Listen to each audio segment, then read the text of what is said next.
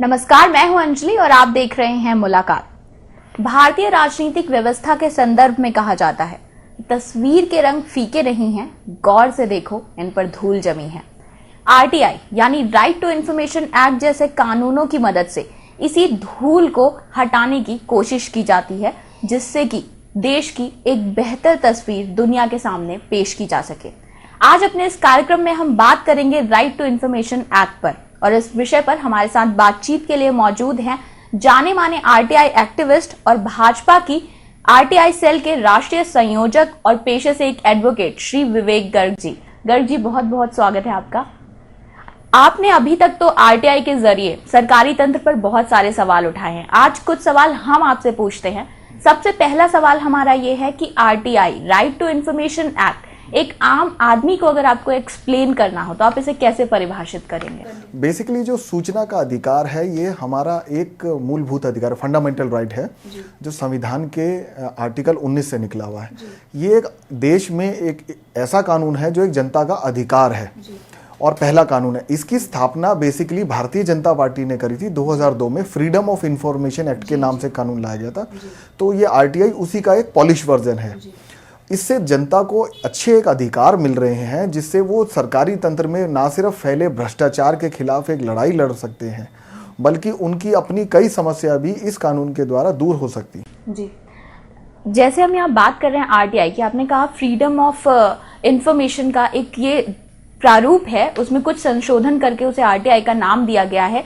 एक और चीज जो इससे पहले एक दौर रहा है पीआईएल, पब्लिक इंटरेस्ट लिटिगेशन का, कितना फर्क है आरटीआई और पीआईएल में और कौन सा बेहतर स्वरूप है आम जनता के लिए? देखिए, ये विषय पे और भ्रष्टाचार पे डिपेंड करता है। पीआईएल भी आप जब डाल सकते हैं जब आपके पास एविडेंस है, जब आपके पास सबूत है।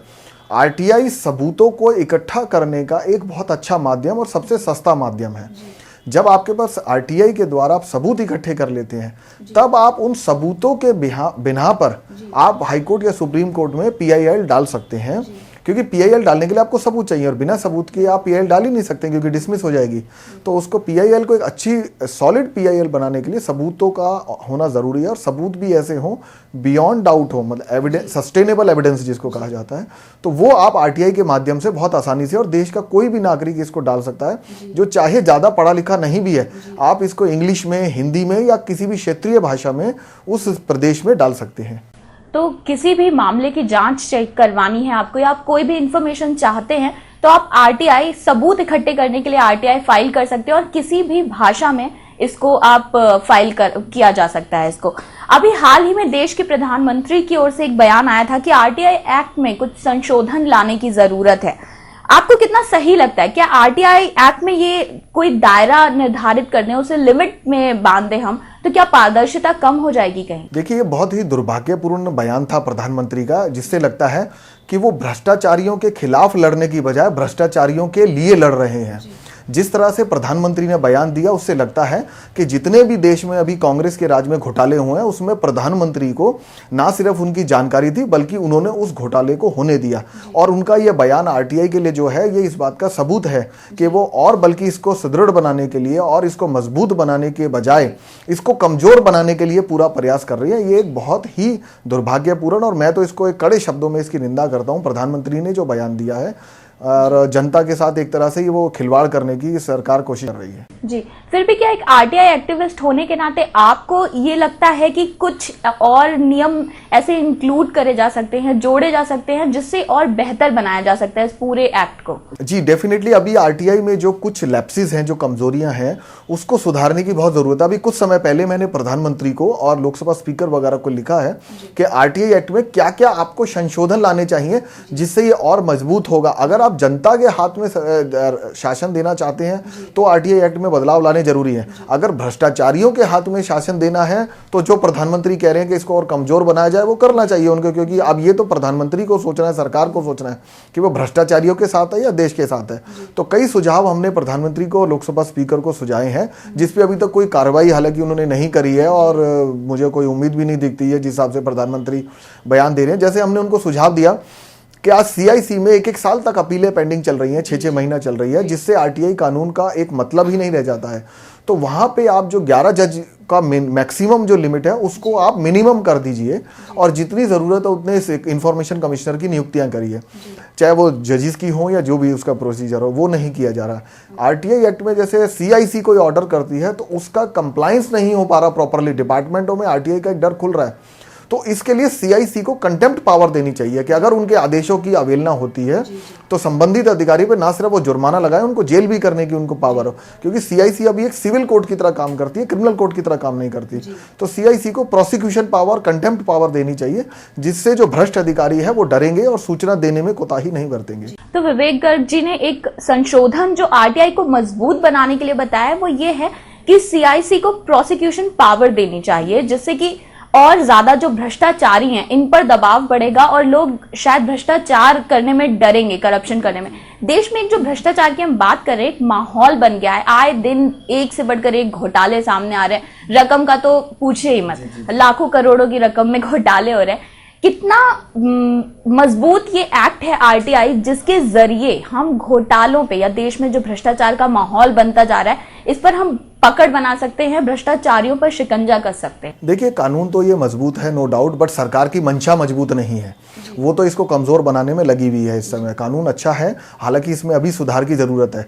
भ्रष्टाचारी जब ये कानून शुरू में आए तो इससे काफी डरे थे, बट धीरे धीरे अब जो हमें लग रहा है भ्रष्ट अधिकारियों और मंत्रियों ने, सरकार के लोगों ने एक गठबंधन बना लिया है कि वो मिलकर इस कानून को ना सिर्फ कमजोर करना चाह रहे हैं, इसके रास्ते खोज रहे हैं। जैसे डीओपीटी है, डिपार्टमेंट ऑफ पर्सनल ट्रेनिंग, वो कई तरह के अजीब अजीब तरह के सर्कुलर निकाल देते हैं इस आरटीआई को और कमजोर बनाने के लिए। जैसे सीबीआई को इन्होंने बाहर किया आरटीआई से, ये देश सबसे बड़ा एक दुर्भाग्य था कि सीबीआई जो भ्रष्ट नेताओं के खिलाफ अगर काम करने में, हालांकि सीबीआई अपना काम नहीं कर रही है ढंग से, उसको आरटीआई से और बाहर करने का मतलब उनको खुली छूट दे दी कि वो जिसे चाहे फंसा दे, जिसे चाहे बचा ले, वो सरकार के इशारे पे काम करे, कानून के इशारे पे काम ना करे। तो ये एक सबसे बड़ा इस पे आघात किया गया है सीबीआई को हटाना। बिल्कुल, सीबीआई जो है उसको आरटीआई के दायरे से बाहर कर सरकार कहीं ना कहीं जरूर जता देती है कि सीबीआई जो है वो सरकार के इशारों पर ही काम कर रही है। आगे हम बात करें आरटीआई एक्टिविस्ट को लेकर, इस एक्ट को लागू हुए काफी समय हो चुका है, 2005 में एक्ट आ गया था। उसके बाद से काफी ऐसे प्रसंग आए हैं जहां पर आरटीआई कार्यकर्ताओं को परेशान किया गया, उनके साथ बदसलूकी की गई है। आपको क्या मानना है कि कितना आरटीआई एक्टिविस्ट जो है उनकी सुरक्षा कितनी जरूरी है, और साथ में आप भारतीय जनता पार्टी के आरटीआई सेल के संयोजक हैं, तो भाजपा इसके लिए क्या कदम उठा रही है? देखिए, बेसिकली तो आरटीआई जो कार्यकर्ता है उनकी असुरक्षा सरकार के कारण ही है, क्योंकि जब से ये बड़े बड़े घोटाले उजागर होना शुरू हुए हैं तो मंत्रियों में खलबलाहट है, और वो ही मुझे जो मेरा अपना मानना है कि इस तरह से वो डायरेक्टली या इनडायरेक्टली आरटीआई कार्यकर्ताओं को थ्रेट दे रहे हैं। तो आरटीआई एक्ट में जो अमेंडमेंट में एक क्लॉज ये भी होना चाहिए कि जो भी विसल ब्लोअर हैं, जो आरटीआई कार्यकर्ता, उनको एक सुरक्षा प्रदान हो और उनको रिवार्ड्स वगैरह मिलने चाहिए जो बड़े घोटालों को उजागर करते हैं। बट जब चूंकि सरकार की मंशा ही नहीं है, जब सरकार एक्ट को कमजोर करना चाह रही है, तो वो कार्यकर्ताओं को सुरक्षा कैसे देगी? तो इसमें बदलाव आना चाहिए, आरटीआई कार्यकर्ताओं को सुरक्षा देनी चाहिए। जो लोग बड़े बड़े भ्रष्टाचारियों के खिलाफ एक लड़ाई लड़ रहे हैं, उन लोगों को डेफिनेटली सिक्योरिटी देनी चाहिए और अमेंडमेंट लानी चाहिए आरटीआई। तो भाजपा की तरफ से इस ओर कुछ कदम उठाए जा रहे हैं, या आपको क्या लगता है कि किस तरह का कानून लाया जाना चाहिए जिससे विसल ब्लोवर्स हैं, आरटीआई एक्टिविस्ट हैं, इनके अधिकारों का बचाव हो सके? आरटीआई कार्यकर्ता, बीजेपी तो शुरू से एक लड़ाई लड़ रही है भ्रष्टाचार के खिलाफ, और आरटीआई एक्ट में बदलाव की भी बीजेपी ने काफी पुरजोर मांग करी है कि इसमें, बल्कि प्रधानमंत्री के बयान की निंदा भी करी गई थी, इस तरह से हम लोगों ने भी करी थी। तो आरटीआई एक्ट में बीजेपी अपना पूरा एक लड़ाई लड़ रही है। ना सिर्फ आरटीआई एक्ट के लिए, अब आप लोकपाल देखें तो बीजेपी ने तो अपनी मंशा फर्स्ट डे जता दी थी कि लोकपाल आना चाहिए। ये तो सरकार ही नहीं लाना चाह रही, तो हमारी पार्टी की तो मंशा बिल्कुल साफ है कि आरटीआई एक्ट मजबूत होना चाहिए, लोकपाल आना चाहिए। अब चूंकि सरकार की मंशा नहीं, क्योंकि उनके हर मंत्रालय में, हर मंत्री के यहाँ जहां हाथ डाले वहां भ्रष्टाचार निकल रहा है। तो जब तक वहां सरकार के जो कांग्रेस के मंत्री जब तक भ्रष्ट रहेंगे, ना वो आरटीआई कानून को मजबूत करेंगे और ना ही वो एक अच्छा लोकपाल, सशक्त लोकपाल ला पाएंगे। वो तो बल्कि जो लोकपाल वो पास करने की मंशा जता रही थी कांग्रेस सरकार, उससे तो बेहतर है वो लोकपाल ना लाएं, क्योंकि वो लोकपाल तो ऐसा आ रहा था कि वो तो पब्लिक के लिए थ्रेट था बल्कि। जी बिल्कुल।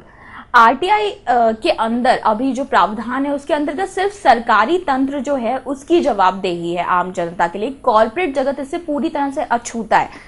तो क्या आपको लगता है कि देश के आम नागरिकों, क्योंकि जिस तरह से अब भ्रष्टाचार सामने आ रहा है उसमें बहुत बड़े बड़े कॉर्पोरेट घराने भी के नाम भी सामने आ रहे हैं, तो आपको नहीं लगता कि आम नागरिक को कॉर्पोरेट जगत से भी सवाल पूछने की इजाजत होनी चाहिए, या प्राइवेट सेक्टर जो है इसको भी आरटीआई के अंतर्गत लेकर आना चाहिए? देखिए, ये बात तो सही है कि कॉर्पोरेट और पॉलिटिकल नेक्सस के बिना भ्रष्टाचार हो ही नहीं सकता।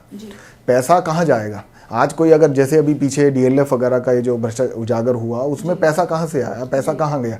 तो कॉर्पोरेट को डेफिनेटली जो बड़े कॉर्पोरेट सेक्टर्स हैं या एक पेड अप कैपिटल के हिसाब से उनको करना चाहिए। और जो कॉर्पोरेट सेक्टर सरकार से चाहे ज़मीन लेते हैं या कोई और डीलिंग जो गवर्नमेंट के साथ डीलिंग है, ठीक है, उनके कोई पर्सनल अफेयर्स वगैरह हैं और स्टाफ एम्प्लॉयज़ वगैरह चाहे नहीं आए, बट एटलीस्ट कॉर्पोरेट सेक्टर के कुछ कार्यकलाप जो सरकार से लिंक्ड हैं, एटलीस्ट वो जरूर आरटीआई में कवर होनी चाहिए। नहीं तो जिस तरह से ज़मीन बड़े बड़े अभी हरियाणा सरकार के जो ज़मीन घोटाले हुए इतने, और दूसरी सरकारों के घोटाले जो अब आ रहे हैं सामने, केंद्र प्रदेश सरकारों में कांग्रेस की जहां सरकार है, जिस तरह से रॉबर्ट वडेरा का अभी जो मामला उठा और कॉर्पोरेट सेक्टर के साथ जो गठबंधन निकल के आया सामने हरियाणा सरकार का और कॉर्पोरेट सेक्टर का, वो सब इसके हिसाब से तो आरटीआई में कॉर्पोरेट सेक्टर आने चाहिए। चाहे उसके लिए दायरा सीमित किया जा सकता है, एक नियम लागू करे जा सकते हैं, बट बिल्कुल ही उनको बाहर करना ये भ्रष्टाचार को बढ़ावा देना है। तो विवेक जी का कहना है कि आरटीआई के भले इस सीमित दायरे में, लेकिन प्राइवेट सेक्टर को आरटीआई के अंतर्गत आना चाहिए, और इससे भी हम भ्रष्टाचार रोक सकते हैं। अगर हम पूरी तरह से प्राइवेट सेक्टर को खुली छूट देते हैं तो उनके पास पूरा मैदान खुला है, वो चाहे जितना भ्रष्टाचार फैला सके। आखिर में हम ये जानना चाहेंगे कि आरटीआई का भविष्य क्या है अब देश में, और भाजपा की जो आरटीआई सेल है वो उसका फ्यूचर प्लान क्या है, विजन क्या है? देखिए, पहली बात तो जब तक कांग्रेस की सरकार है आरटीआई का भविष्य बिल्कुल असुरक्षित है। ना सिर्फ कानून का भविष्य असुरक्षित है, बल्कि इस कानून का इस्तेमाल करने वाले बेसिकली आरटीआई कार्यकर्ताओं की सुरक्षा भी बिल्कुल खतरे में है। तो ना सिर्फ एक्ट को लाना जरूरी, अच्छा एक्ट को मजबूत बनाना जरूरी, अच्छा उनकी सुरक्षा भी देनी जरूरी है। तो भविष्य के लिए कुछ जो करना चाहिए, जो हम क्योंकि बीजेपी एक भ्रष्टाचार के खिलाफ लड़ाई लड़ रही है, सबसे पहले तो इसमें जो हमने अमेंडमेंट प्रधानमंत्री को लिखी हैं और लोकसभा, वो अमेंडमेंट लानी चाहिए जिससे एक ये बहुत सशक्त कानून हो जाएगा। दूसरी बात, जो डीओपीटी के पास जो पावर दी गई है कि जो नए नए सर्कुलर निकाल रहा है, वो बंद होने चाहिए, जिस हिसाब से वो आरटीआई एक्ट को कमजोर कर रहे हैं। और जब भ्रष्टाचार के खिलाफ जो लड़ाई लड़ी जा रही है, उसमें एक लीगल, सरकार को एक लीगल सेटअप एक ऐसा करना चाहिए कि कोई भी व्यक्ति चाहे तो जो भ्रष्टाचार के खिलाफ सबूत इकट्ठे करता है, उसको just like a whistle blower act वो आना चाहिए, जिससे प्रोटेक्शन मिले उसको। और जुडिशरी में भी एक बहुत जल्दी न्याय होना चाहिए कि जब बड़े भ्रष्टाचार के मामले आते हैं तो कई बार लगता है कोर्ट में इतना लंबा समय लग जाता है कई बार कि जो लड़ाई लड़ने वाला है वो थक हार के घर बैठ जाता है। तो कोर्ट में एक टाइम लिमिट होनी चाहिए कि जो बड़े भ्रष्टाचार के मामले हैं उनको जल्दी से जल्दी सुनवाई हो और उस पर सख्त से सख्त कार्रवाई हो। इस तरह के कानून में भी बदलाव आने जरूरी है। बिल्कुल। तो विवेक गर्ग जी से आज हमने राइट टू इन्फॉर्मेशन एक्ट के बारे में जाना है। काफी कुछ उन्होंने हमें बताया है विस्तार से इस एक्ट के बारे में। उनका ये कहना है कि ये पहले से एक बहुत मजबूत हथियार है आम जनता के हाथ में, लेकिन सरकार की अगर नीयत सही है और सच में उसकी मंशा है इस देश को भ्रष्टाचार मुक्त बनाना, तो जैसा कि उन्होंने सुझाया है कई संशोधन हैं जो किए जा सकते हैं और उसके जरिए इस कानून को और मजबूत बनाया जा सकता है और देश में जो भ्रष्टाचार फैल रहा है उस पर एक मजबूत पकड़ बनाई जा सकती है, भ्रष्टाचार फैलने से रोका जा सकता है। हमारे आज के इस एपिसोड में बस इतना ही। विवेक जी, आप यहाँ पर आए, हमसे बात करी, इसके लिए बहुत बहुत धन्यवाद। आपसे फिर मुलाकात होगी हमारे एक नए एपिसोड में। तब तक के लिए मुझे आज्ञा दीजिए। नमस्कार।